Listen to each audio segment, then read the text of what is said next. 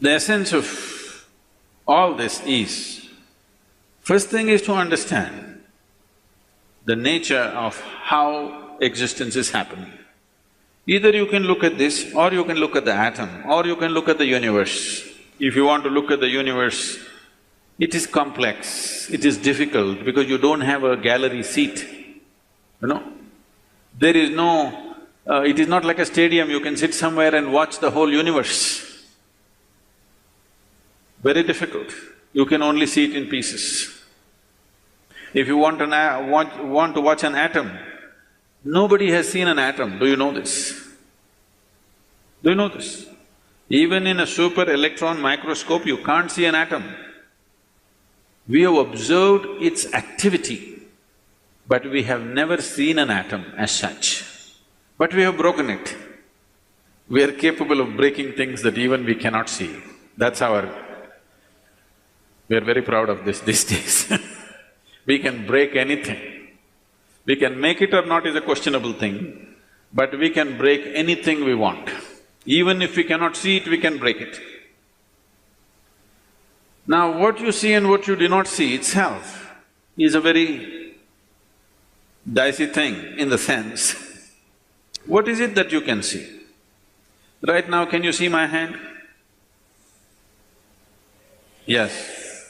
You can see my hand only because my hand stops light.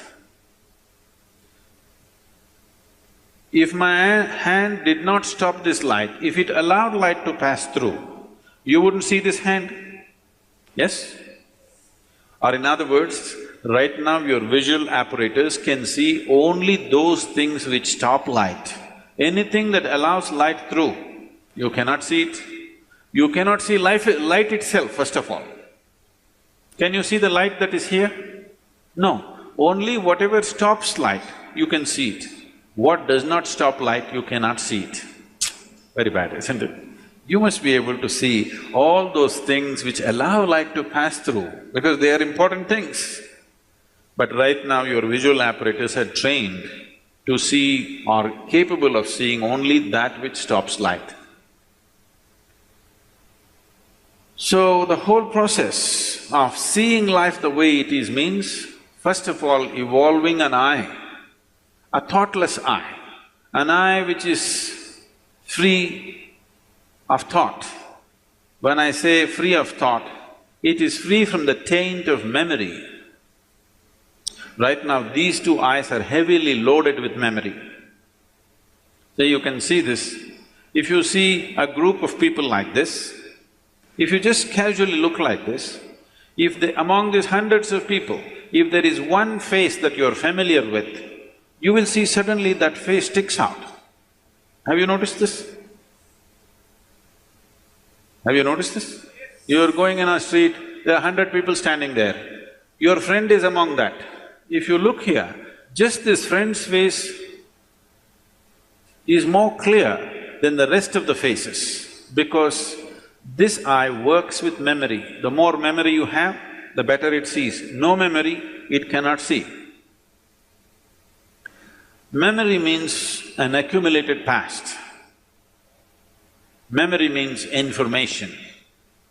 Memory means that which does not exist but acts out as if it does. Memories are more real than reality, isn't it so?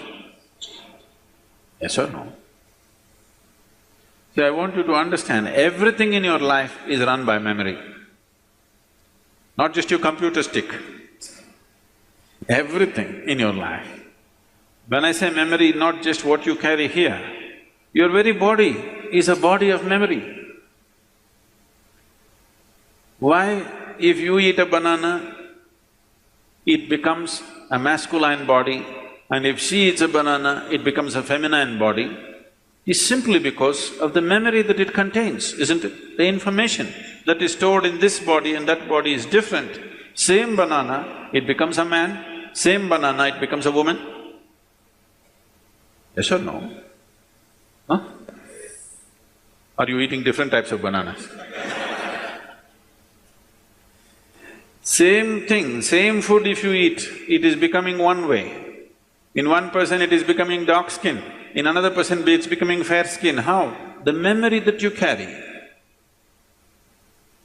Do you remember your great-great-great-great-great-grandfather? You don't. But his nose is sitting on your face. Your body remembers, isn't it? You may not have no idea who it was, but your body remembers even today. 1,000,000 years ago, how your forefathers were, still it remembers, isn't it? So what you call as my body is just a body of memory. And eyes are loaded with memory. An eye which is loaded with memory, an eye which is corrupted with memory, cannot see anything the way it is. It will only see things as it is convenient because the software is working from inside.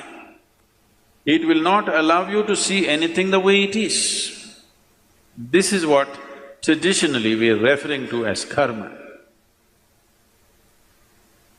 It is there in your body, it is there in your energies, it is there in the way your chemical reactions happen, it is there in your brain, it is there in your mind, it is there in everything. In the very physical energy that you carry, there is memory because you will see each person's energies behave differently from the other simply because of the type of memory it carries.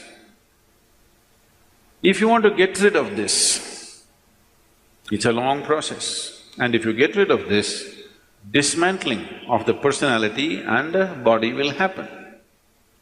So another way is to create a distance from it. Just hold it little away. When you want to play with it, you play with it. When you want to switch it off, you must be able to switch it off. So for this, an external view is needed. Right now, your ears are loaded with memory, your eyes are loaded with memory, your tongue is loaded with memory. Why? If you are born in Karnataka, if you go to North India, food doesn't taste good, is because the tongue is loaded with memory. Yes or no? Have you suffered this or no?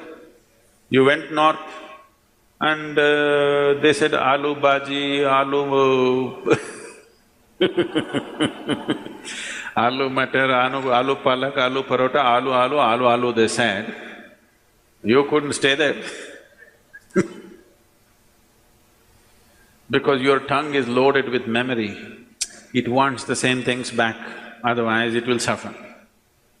So what being loaded with memory means is a cocoon of the past is holding you. It will not allow you to even move into the present. A cocoon of the past holds you and you allow it to do this because it feels safe. It creates a cocoon. There is safety, but in safety, there is also imprisonment. You're really safe if we lock you up in a safe, isn't it? But the problem is you can't get out. That's the whole problem. Walls that you build as self-protection, they also become the walls of self-imprisonment. That is the nature of life. If you lock yourself from inside or outside, it's the same thing. As long as you do not open the door, whether somebody locked you from outside or you locked yourself from inside, there is no difference. Anyway you're imprisoned, isn't it? At least somebody locked you from outside, you can at least complain and scream. You locked yourself from inside, you can only be depressed. You cannot even scream. At whom will you scream? So this process of what we are looking at is the memory imprints itself on all levels, right up to the elemental level. From the 5 elements which function here, from just after that, memory's work starts. So when we utter the word karma, it is not one simple formula, or it's not, people are saying theory of karma. We are not talking about any theory. We are referring to a certain reality. Karma means memory, action and memory. Past action exists only in the form of memory, isn't it so? Yes? Memory, not just what you carry here, every cell in the body carries its own memory. Why one atom behaves differently from another atom? Though the same ingredients is, it has a memory. A hydrogen atom has one kind of memory, oxygen atom has another kind of memory. Unless you mix them up, they will continue to behave like that. It is in a small circle, you are in a little larger circle, the universe is in a much larger circle, but the same memory rules all of it. So when we said karma, we are not talking about some concept or philosophy, we are referring to a certain reality which is finding manifestation as who you are. The very shape of your body is because of memory.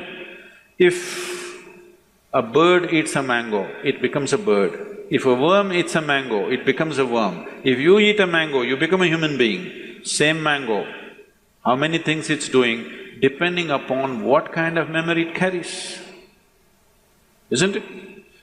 What you call as a seed, if you plant the same seed, if you plant a seed in the same soil, here you plant a mango tree, here you plant an apple tree, in the same soil, this will only produce apples, this will only produce mangoes. I know there is a newspaper picture where a jackfruit is become bananas, that's different. Yes? You saw this? Are you all from Bangalore or Devanahalli?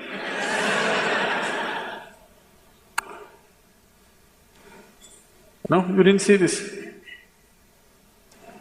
A bunch of bananas are coming out of a jackfruit for some reason. That's a freak. And that's happened because of some mix-up. We don't know who did the mix-up. But essentially, if you… in the same soil, if you plant an apple seed and a mango seed, this will only produce apples, this will only produce mangoes, because seed is a certain amount of memory, isn't it? Whether it is a seed of a plant or your father's seed which enters your mother's womb, it is just memory and memory and memory, isn't it so? This is karma, and this goes right back, right up to the elemental level. Everything is memory. Only the pure element is free from memory.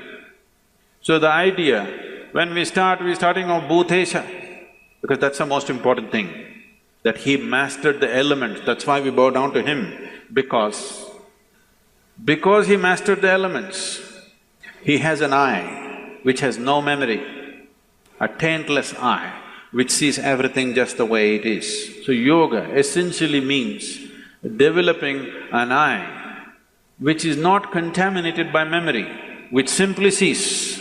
It does not see things the way your memory perverts it. It simply sees everything the way it is. This eye will see those things which do not stop light. Right now, these two eyes can only see what stops light. If you start seeing something that does not stop light, that means another dimension of the eye is beginning to function.